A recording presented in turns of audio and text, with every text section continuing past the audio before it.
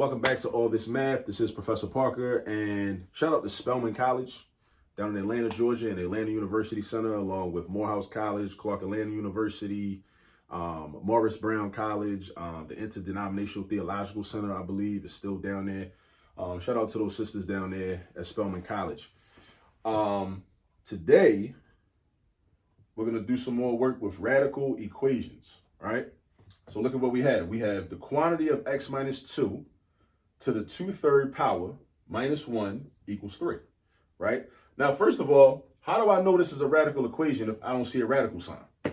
That's my first question for you to think about. Here's the answer to that. Because if I have a rational exponent, and this is called a rational exponent because it's in the form of a fraction. Rational is just kind of a fancy way of saying fraction, basically.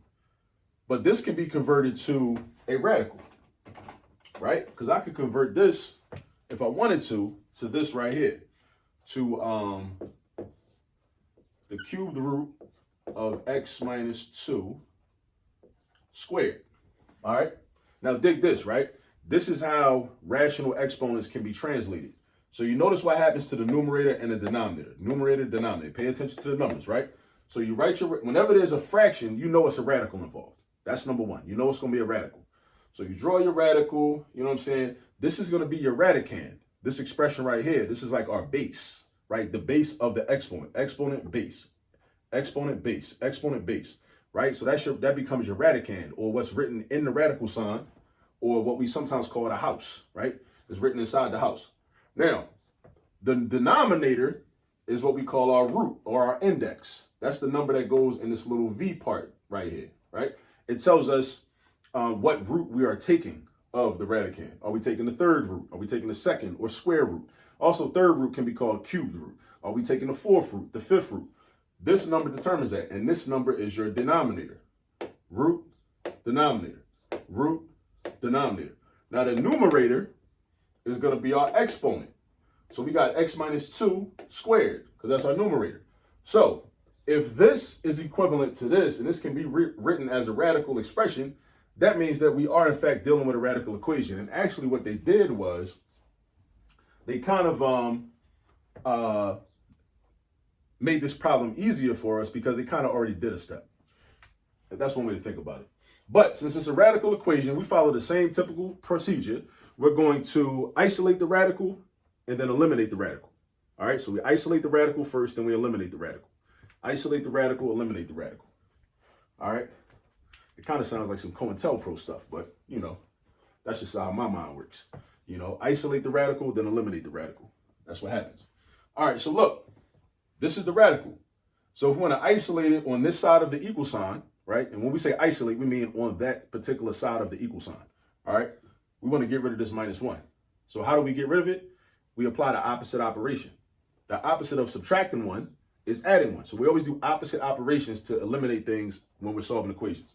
So we're going to do plus 1, but we also employ balance. Whenever we're solving equations, we got to have balance. Just like one of the 7 principles of Mayat from ancient Kemet, one of those is balance. So if we add 1 on the left side, we also add 1 on the right side. So we got plus 1 over here. The 1's cancel out. This becomes a 4. We bring this down. This is going to be x minus 2 to the 2/3. All right, now I want to get rid of the radical. So basically what I'm saying is I want to get rid of this exponent. Now this exponent is a fraction. So it makes things a little strange. All right. But once I show you how to do this, you'll always know how to do it. You got to think of the exponent rules. Think of the power of a power rule. All right. So think to yourself, like, what would I need to multiply 2/3 by in order to convert it into a 1? How can I make 2/3 become a positive 1? That's the question. How can I make that 2/3 turn into a positive 1? And anytime you're dealing with an equation like this, where your exponent is a fraction, you want to think to yourself, how can I make this a positive 1? By using a reciprocal. That's how, right? That's why we learn about reciprocals, because the definition of a reciprocal is a number that can be multiplied by another number and where your product is always going to be 1. So 3/4 times 4/3 is 1. So 3/4 and 4/3 are reciprocals, right? Now the reciprocal of 2/3 is 3/2. So that means we got to raise this whole expression to the 3/2 power in order to eliminate the exponent. Let me say it again. We want to get rid of this 2/3. Now, how do you do it? Because in math, you got to know what to do, then you got to know how to do it. What to do, then how to do it. How do you eliminate this 2/3? By applying an exponent that is the reciprocal of it. What's the reciprocal? When you take the numerator and denominator and you flip them. Just like back in the day when you would divide fractions, you do keep, change, flip. You take the second fraction, flip it upside down. Numerator goes downstairs, denominator goes upstairs. That's a reciprocal. So the reciprocal of 2/3 is 3/2. So what we about to do is this. We're going to apply an exponent of 3/2. But if I do it on the left side, I also got to do it on the right side. Let me bring my equal sign down. Forgot my equal sign. So let's do this, right? So again, balance. If I apply the exponent on the left side, I got to apply the exponent on the right side. All right, so look. Think about the power of a power rule from the properties of exponents that you probably already learned. When you got an exponent inside and an exponent outside, you multiply those exponents together. You don't add them, you don't subtract them, you don't divide them. You multiply them together. It's kind of like using the distributive property. I call it the distributive exponent property. That's what I call it personally. 2/3 times 3/2 is 1. So that means you're left with just x minus 2. And that's what we wanted. We wanted x minus 2. All right, so I got x minus 2. And then I got 4 to the 3/2 power. So 4 to the 3/2 power is basically, again, your denominator is the root. Your numerator is the exponent.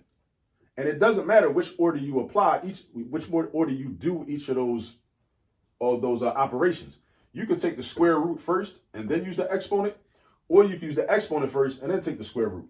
Either way, you're going to get 8. Because watch, the square root of 4 is 2. 2 to the 3rd power is 8. Or I could have did 4 to the 3rd power first. 4 times 4 is 16. And yeah, I still count with my fingers. I'm not ashamed. 4 times 4 is 16. 16 times 4 is 64. The square root of 64 is also 8. So either way, I'm going to get 8 no matter what, right? It's going to be 8. All right, so now I got a simple equation, right? And again, this is the first type of linear equation you probably ever learned to solve, which is a one-step. You just got to isolate x by getting rid of this -2. All right, so watch what I do now. So I'm going to do +2 on the left side. Remember, balance. Then I'm going to have +2 on the right side. 2's cancel out. You got x equals 10. Now, we got to check for extraneous solutions, though. All right, so let's try to check this. So we go back to the original equation. The original equation, right? So I put my check mark. You should always check your work. Always check your work, right? Don't just assume that it's right, especially when you're dealing with radical equations, because you might have an extraneous root, which is basically a solution that you arrive at, but actually does not work within the original equation. So I got 10 minus 2 to the 2/3 power. No, I forgot part of it. Can't forget the -1. -1 equals 3. I want to know if this is a true statement. And if this is a true statement, then it means this answer is correct. If it's not a true statement, then it means my answer is wrong. And I got to go, or maybe it's an extraneous root. And maybe that would mean that there's no solution, right? Because this is the only solution I arrived at. So if this don't work, then that means nothing works. So watch what I do. I just follow order of operations, basically. So in the parentheses, I do 10 minus 2. That gives me 8. So then I'm going to have 8 to the 2/3 power -1 equals 3. All right, now order of operations. Exponents, next. We don't subtract. Deal with the exponents.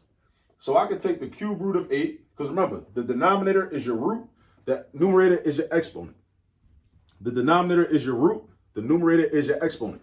So the cube root of 8 is 2. Then I do 2 squared. That gives me 4. So now this becomes a 4. 4 minus 1 equals 3. Is that true? That is true. So because this is true, when I plug 10 in, that means this answer is correct, because we're looking for the truth. When we do math, we're looking for the truth. That's what we're doing.